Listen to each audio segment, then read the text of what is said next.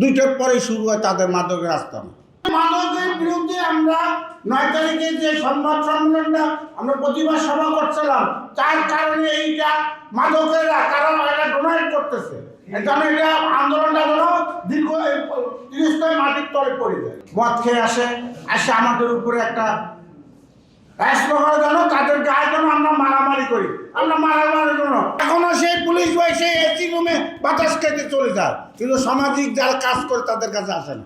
মাদক এবং কৃষকের বিরুদ্ধে যখন আমরা রাস্তায় নামি, আমরা তখন দেখলাম পুরো লালখান বাজারে একটি চক্র, এটা আমাদের একটি কুচক্রি মহল সহ এবং মাদক ব্যবসায়ীরা প্রায় একজোটে একভাবে ওরা একত্র হয়ে যায় এবং আমাদের 14 নং লালখান বাজার বিএনপি নেতা কর্মী সাধারণ শুভাকাঙ্ক্ষী সদস্য সবার দিকে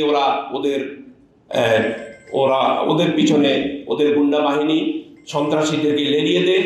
আমাদের অনেক মহিলা কর্মীদেরকে তারা নির্যাতিত করে।